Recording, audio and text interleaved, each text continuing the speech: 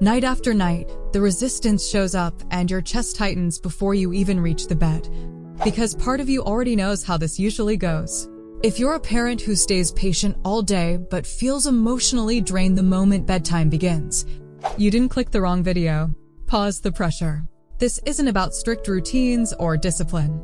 It's about what a toddler's brain needs right before sleep to feel safe enough to let go. The lights are low.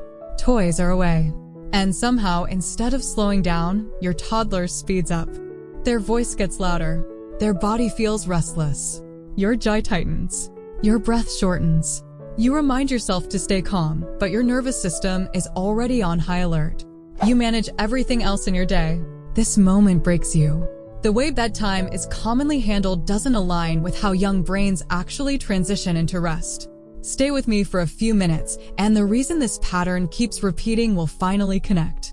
There's one invisible step most parents unknowingly skip at night. I'll call it the safety transfer.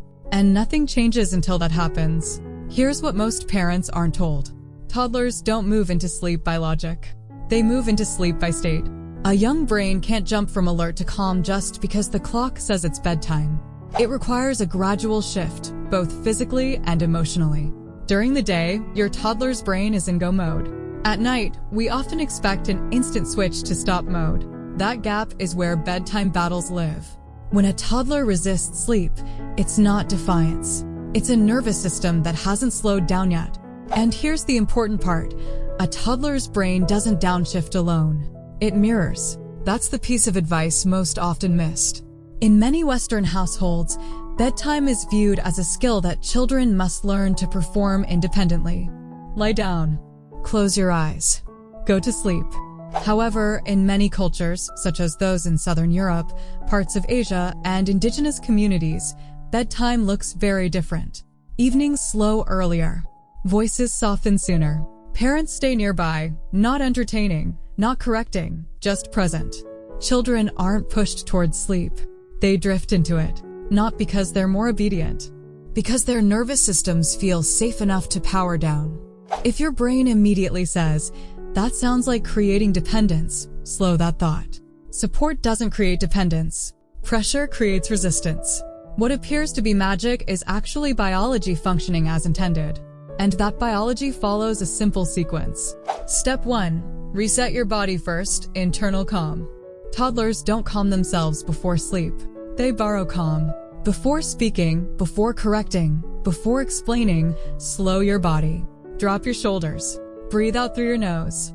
Move at half your normal speed. Your toddler's brain is scanning yours for cues. Say internally, "I'm slowing my body first." Watch what happens when your breath changes before your words do. Hidden benefit: you feel more grounded without forcing patience. Step 2.